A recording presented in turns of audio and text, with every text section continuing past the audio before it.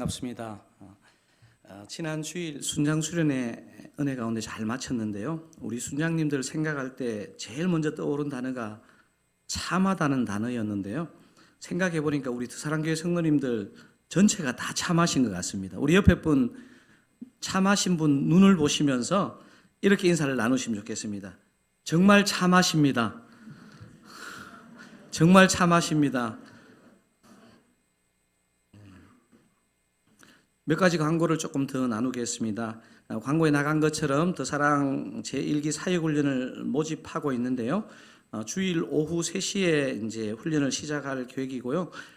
그리고 일면에 보면 전체 어떤 준비를 해야 되는지가 나와 있는데 개강 한 주 전에 개강 준비 새벽 기도회를 같이 참석하시고 또 종강하기 한 주 전에 종강 준비 새벽 기도회를 참석하셔서 기도를 통해서 이 훈련을 하고자 하니까 그렇게 우리 훈련 받으시는 본인은 당연하고 가정이나 주변에서도 그렇게 좀 응원해 주시고 배려해 주시면 감사하겠습니다. 작년에 지원서를 제출하셨던 분도 이번에 좀 제가 내용을 다듬었으니까 제출해 주시면 감사하겠습니다. 우리 지금 매주 은혜롭게 찬양해 주시는 찬양대에서 지금 사람을 구하고 있습니다. 노래를 꼭 잘해야 하느냐? 찬양대를 대혼란에 빠뜨리지만 않으시면 하시면 어떨 것일까 싶습니다. 그리고 찬양대뿐만 아니고 안내팀과 다른 사역에서도 우리 여러분들을 찾고 있으니까요. 용기를 내셔서 한번 이렇게 같이 섬겨주시면 감사하겠습니다. 4월 16일이 무슨 날이죠? 이렇게 무슨 날이지 막 이렇게 전혀 모르시는 분도 계신데 제가 생각해 보니까 전교인 수련회 이러니까 조금 이거 막 수련을 해야 될 것 같은 좀 부담이 있는 것 같아요. 그래서 제가 이제 정식 명칭을 전교인 야외 예배로 바꾸려고 합니다. 명칭을 변경하는 제核심을 좀 아시겠습니까? 여러분 이런 날 다른 일정 잡지 마시고요. 야외에서 주일 예배도 드리시고 봄 소풍도 가신다는 마음으로 그렇게 마음의 준비를 해주시면 좋겠습니다. 옆에 분에게 살짝 오버해서 이렇게 인사하시면 좋겠는데요.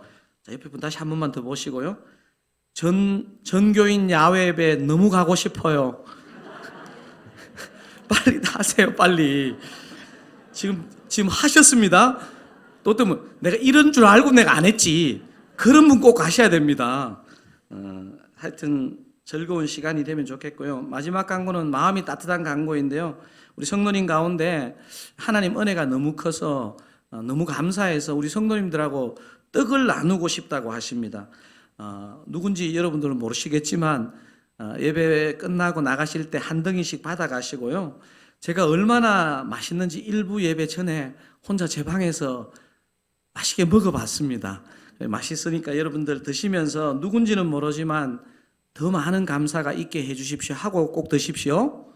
아시겠죠? 예, 그렇게 기도하시면서 감사히 나누면 좋겠습니다. 오늘 저에게 주시는 하나님의 말씀은 룻기 2장입니다. 룻기 2장 3절에서 14절입니다. 제가 가진 성경으로는 구약 성경 403면에 있습니다. 다 찾으시면 제가 룻기 2장 3절 여러분이 4절 그렇게 교독하시고 마지막 13절은 합독하도록 하겠습니다. 제가 룻기 2장 3절 먼저 읽겠습니다. 룻이 가서 베는 자를 따라 밭에서 이삭을 줍는데 우연히 엘리멜렉의 친족 보아스에게 속한 밭에 이르렀더라. 마침 보아스가 베들레헴에서부터 와서 베는 자들에게 이르되 여호와께서 너희와 함께 하시기를 원하노라 하니 그들이 대답하되 여호와께서 당신에게 복 주시기를 원하나이다 하니라.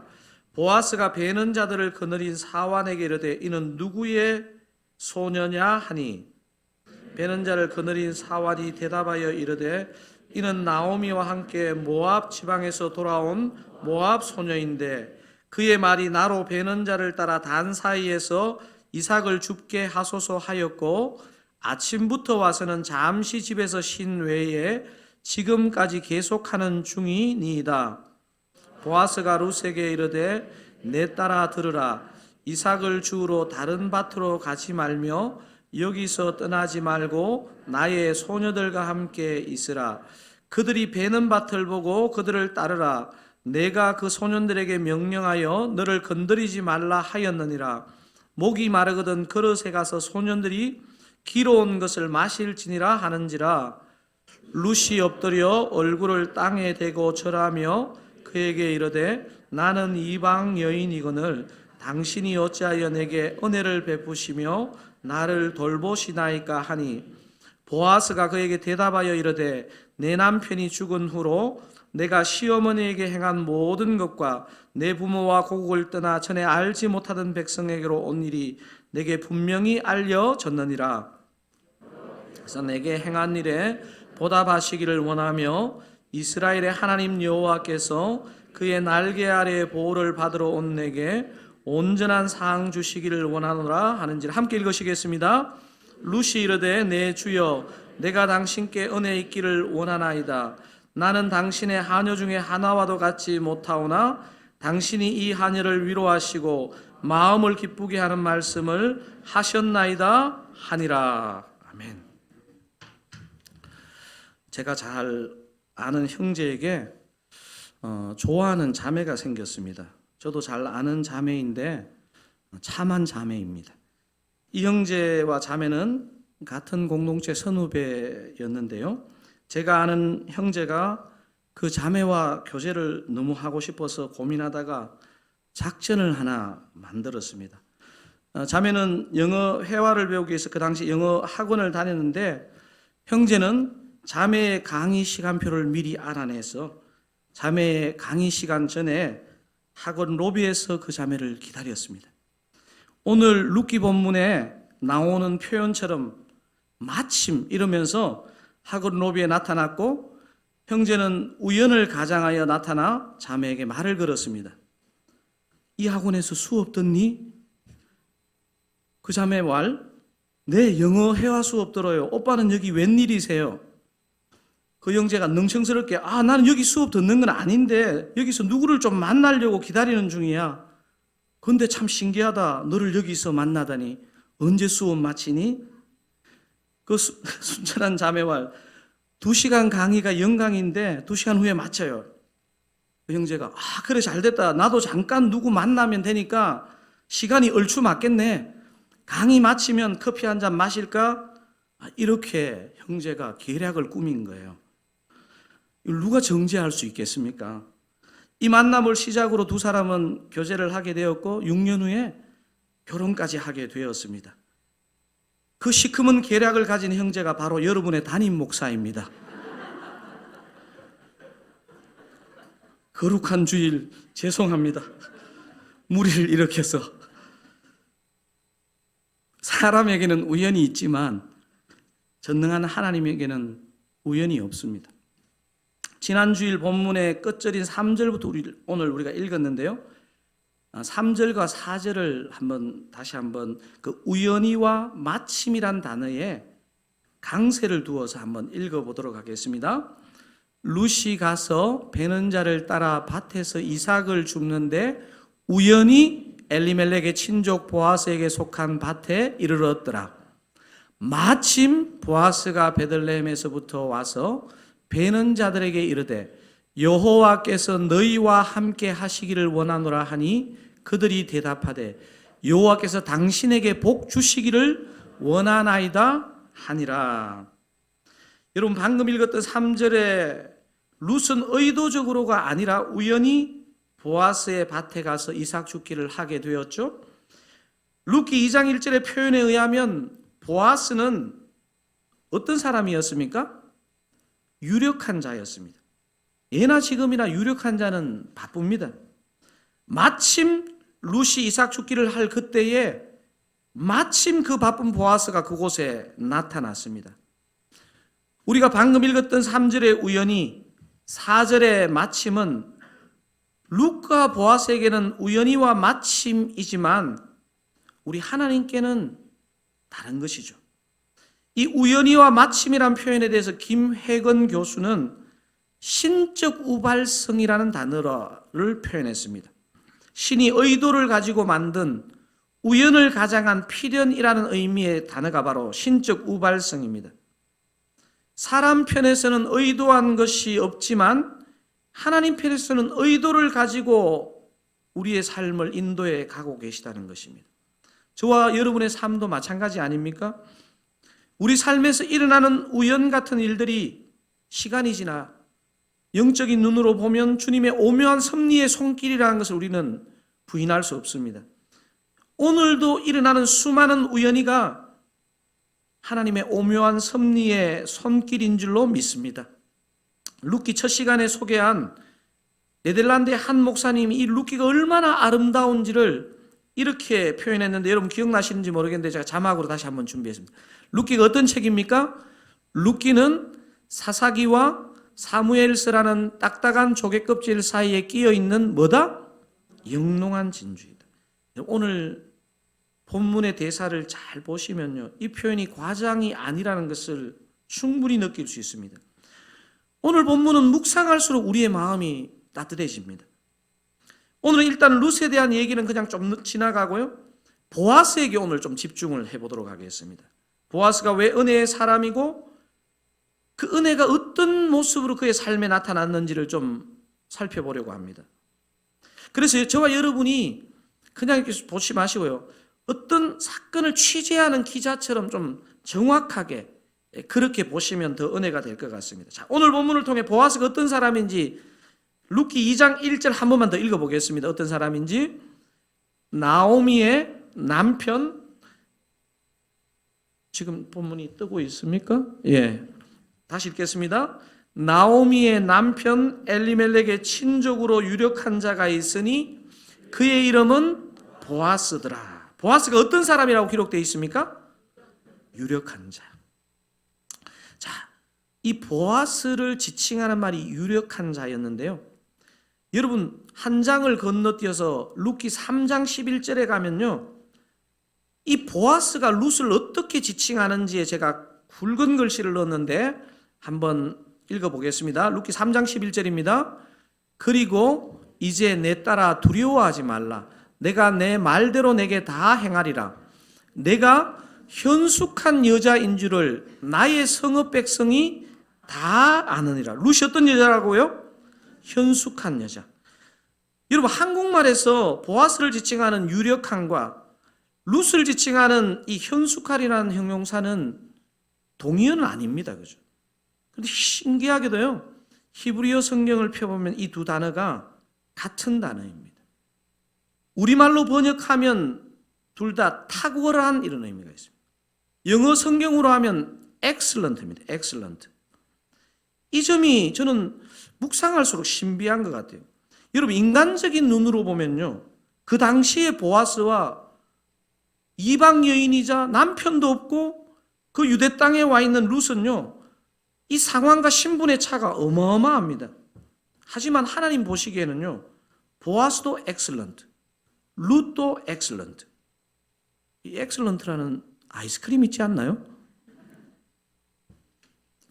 하나님 보시기에 둘 다 excellent하기 때문에 둘이 만났다는 것입니다. 그래서 여러분이 자녀를 키우면서 excellent한 사위 주세요, excellent한 며느리 주세요, 자꾸 이렇게 하지 마시고요, 우리 자녀가 excellent해지면 됩니다. 그렇게 기도하시면 좋겠습니다. 한마디로 excellent한 사람은 excellent한 사람을 만날 가능성이 높다는 말입니다.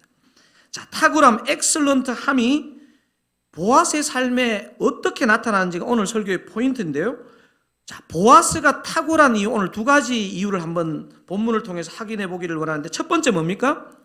큰 소리로 한번 읽어보겠습니다. 보아스가 탁월한 이유 1. 보아스는 축복을 말로 표현할 줄 아는 사람입니다. 축복 대신에 사랑을 넣어서 한번 읽어보겠습니다. 보아스는 사랑을 말로 표현할 줄 아는 사람입니다. 유대인들에게 룻기는 사사기와 한근의 책이라는 말씀을 드린 적이 있습니다.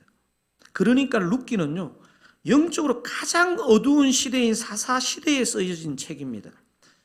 여러분, 이렇게 영적으로 어두워진 시대에 하나님을 경외하고 심지어는 자신이 거느린 종들에게 축복의 인사말을 건넸다는 것은요, 이것은요 굉장히 주목할 만한 일입니다.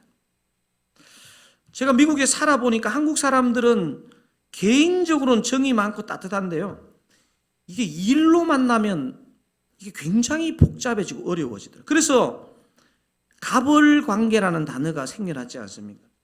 미국 사람들이 얼마나 임팩트를 강하게 받았는지 미국 영어 사전에 갑을이라는 단어가 등재되었습니다. 놀라시지도 않네요. 21세기 선진화된 한국 사회에도 갑이 을에게 함부로 하는 경우가 얼마나 많습니까? 근데 사사시대 주인이 종에게 이게 인격적인 대우를 한다. 이것은 매우 주목할 부분입니다. 자, 이런 상황을 생각하면서 오늘 본문에 나온 룻기 2장 4절은요. 아름다운 노사관계를 너무 보여주는 성경의 구절입니다.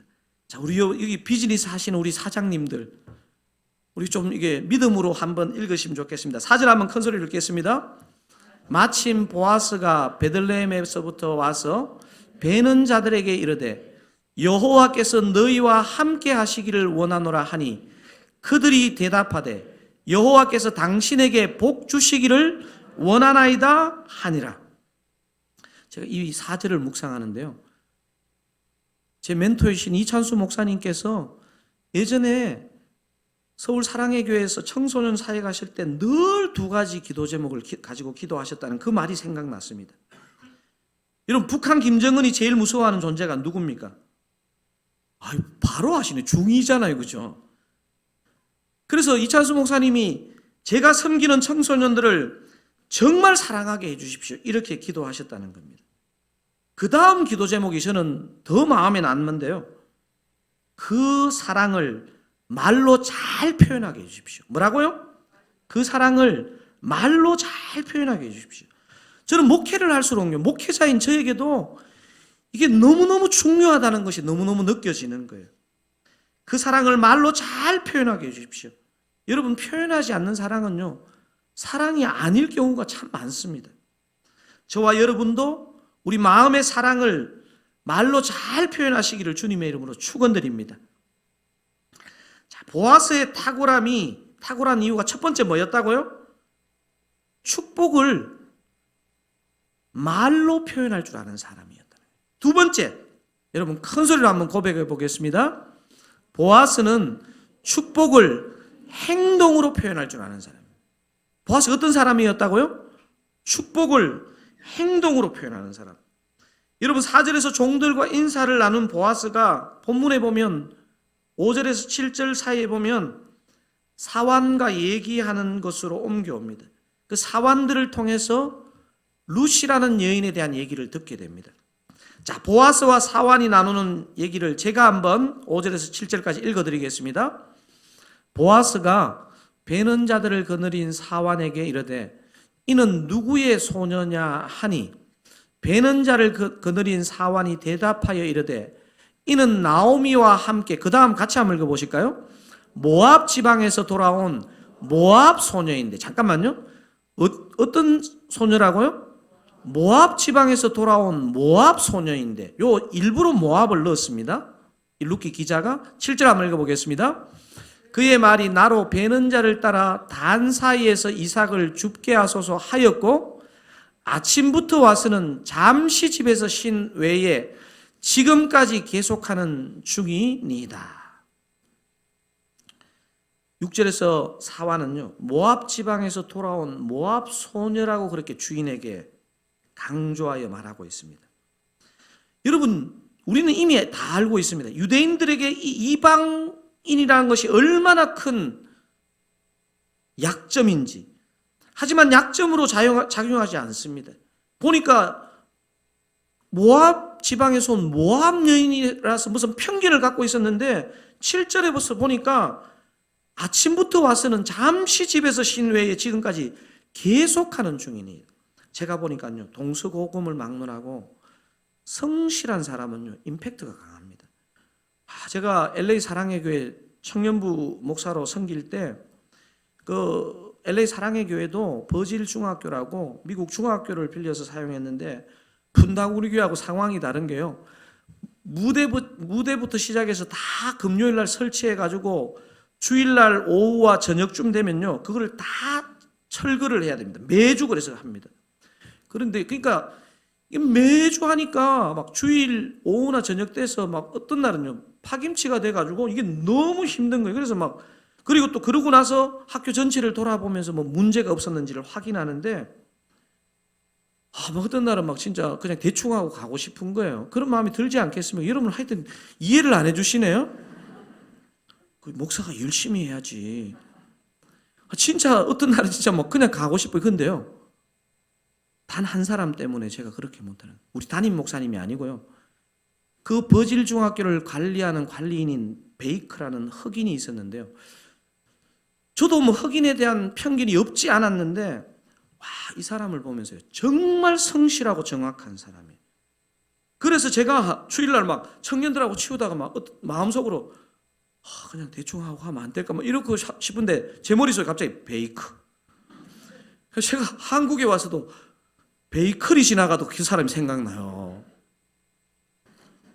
이 사람이 성실한 게 있잖아요. 얼마나 임팩트가 있는지. 드디어 보아스는요, 사완과 대화를 마치고 그 성실한 룻에게 이제 다가옵니다. 사완이 그렇게 칭찬했던 룻에게. 자, 8절과 9절을 같이 한번 읽어보도록 하겠습니다. 보아스가 룻에게 이르되 내 딸아 들으라. 이삭을 주우러 다른 밭으로 가지 말며 여기서 떠나지 말고 나의 소녀들과 함께 있으라. 그들이 베는 밭을 보고 그들을 따르라. 내가 그 소년들에게 명령하여 너를 건드리지 말라 하였느니라. 목이 마르거든 그릇에 가서 소년들이 길어온 것을 마실지니라 하는지라. 내 딸아 이렇게 부른 거 보면요, 두 사람의 나이 차이가 꽤 되었던 것 같아요. 방금 읽으신 이 2절에는요, 보아스가 룻에게 최소한 3가지의 약속을 해주는 부분이 나옵니다. 하나는 생계의 약속을 해줍니다. 이삭을 주우러 다른 밭으로 가지 말며 여기서 떠나지 말고 나의 소녀들과 함께 있으라.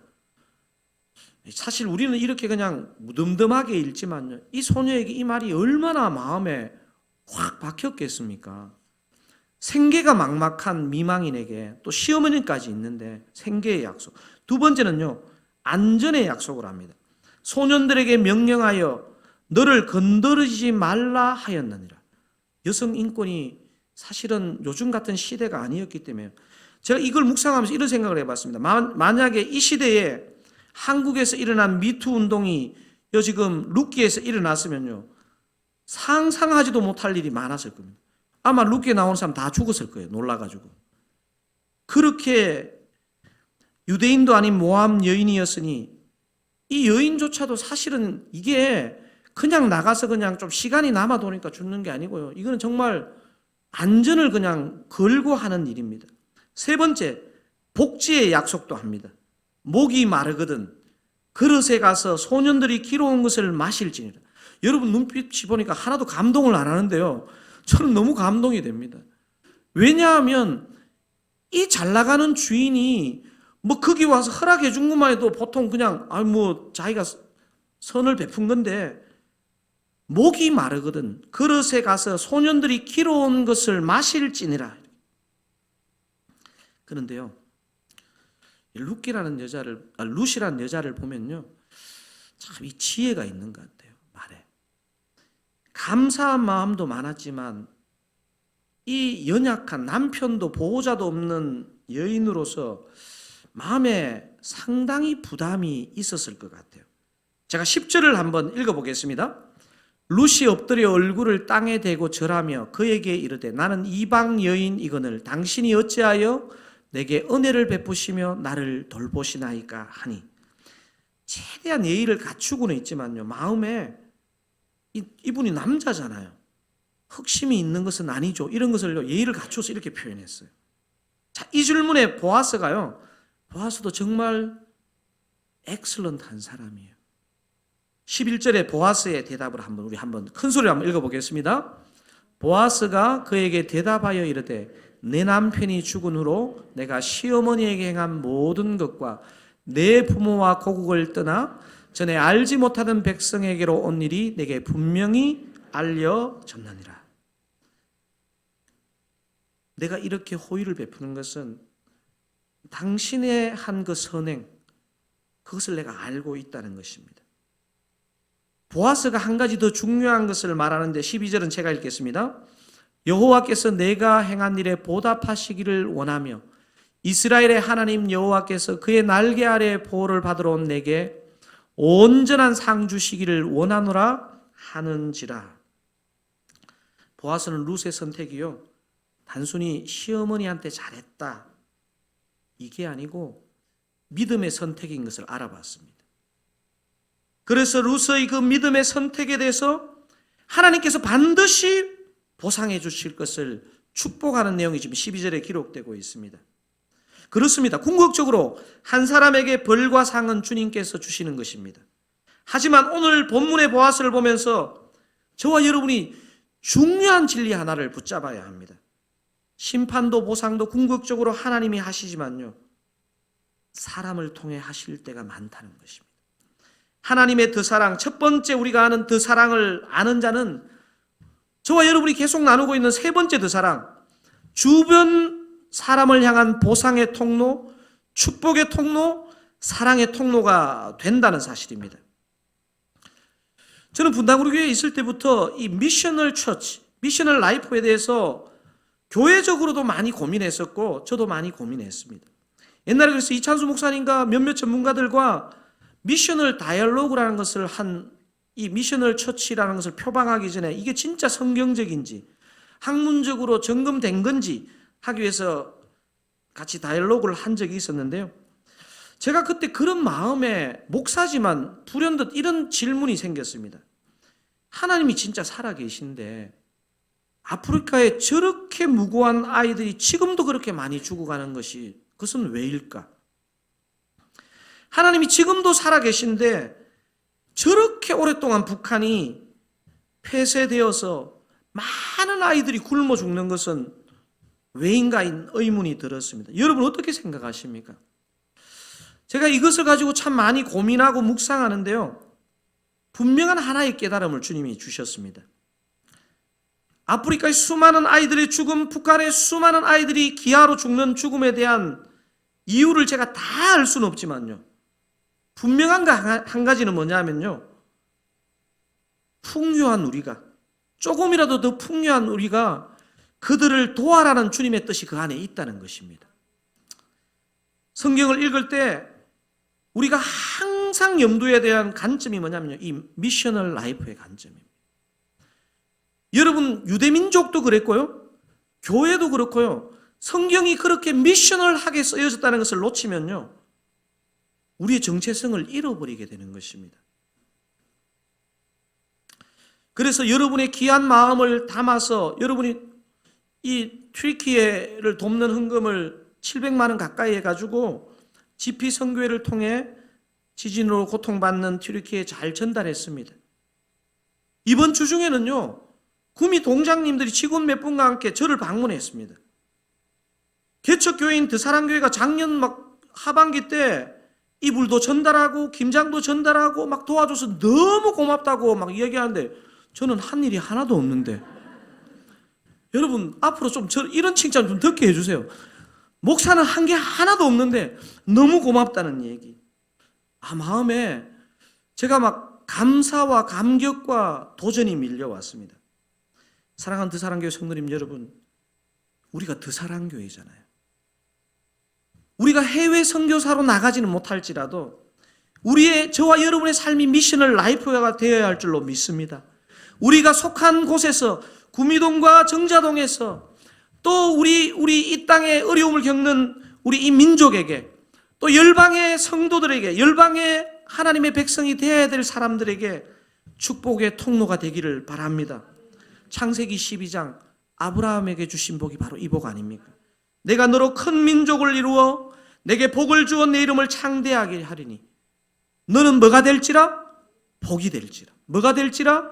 복이 될지라. 축복의 통로가 되라는 것입니다. 오늘 제가 설교 제목을 더 사랑의 나비 효과라고 지었습니다. 우리가 오늘 하는 일이 우리가 생각할 때는 미미할지 모르지만요, 엄청난 일을 일으키는 더 사랑의 나비 효과가 될 줄로 믿습니다. 사랑하는 더 사랑교회 성도님 여러분, 오늘 보아스를 통해 받은 이 도전의 말씀을 여러분 어떻게 적용하시겠습니까? 우리는 오늘 두 가지 포인트를 살펴보았습니다. 보아스가 탁월한 이유, 첫 번째 뭐라 그랬습니까? 보아스는 축복을 말로 표현할 줄 아는 사람입니다. 아멘입니까? 보아스는 또 어떤 사람입니까? 축복을 행동으로 표현할 줄 아는 사람입니다.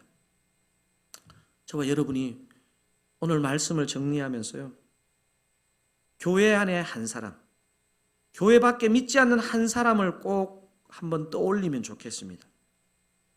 교회 안에 계신데, 내 옆에 있는데 진짜 위로와 격려가 필요한 그 사람을 생각하면 좋겠습니다. 할 수만 있다면요, 우리가 같이 이렇게 신앙생활하고 가족으로 살다 보면요, 상처를 주게 되어 있습니다. 관계가 어려워져 있는데 그 관계가 어려워진 그 사람도 여러분 오늘은 피해가지 마시고 한번 생각하시면 좋겠습니다. 마음속에 떠오르는 생각을 말로 표현하시면 어떨까요? 제가 여러분이 샤이한 걸 알기 때문에 카카오톡을 준비했습니다. 여러분 카카오톡이나 문자로 여러분의 그 마음과 생각을요 잘 전달하면요, 그 사람 마음속에 그 사랑의 나비 효과가 나타납니다. 사랑은 표현할 때 비로소 사랑이 되는 것입니다. 다른 하나의 적용은요, 주변에 믿지 않는, 여러분 주변에 안 믿는 사람 분명히 있을 거 아니에요. 한 사람을 떠올리면 좋겠습니다. 어떤 경우는 막 사랑하는 가족, 친구 누군데 막 진짜 오래 기도했는데 너무 변하지 않아서 어느 순간에 막 기도 자체를 그냥 중단하신 분이 계시다면요, 오늘부터 그 기도 다시 시작하시면 좋겠습니다. 예수 안 믿는 사람에게 이렇게 다 예배드리는 여기로 오자 그러면 좀 부담스럽겠지만, 꽃피는 춘 4월 야외로 가자고 하면 가능하지 않을까요? 여러분이 저의 흑심을 벌써 다 읽으셨네요? 개봉박두 4월 16일 주일 전교인 야외 예배, 장소는 아직 비밀. 그날 예배는 짧게, 프로그램은 알차게. 이날 점심을 안 드시면 두고 후회하실 것입니다. 제가 약장수 같습니다. 여러분 저의 흑심을 아시겠죠? 사랑하는 드사랑교회 성도님 여러분, 우리가 주님으로부터 받은 그 드사랑, 은혜를 교회 안이든 밖이든 잘 표현하시고 몸으로 잘 표현하심으로 드사랑의 나비 효과를 경험하시는 모든 드사랑의 식구들 되시기를 우리 주님의 이름으로 축원드립니다.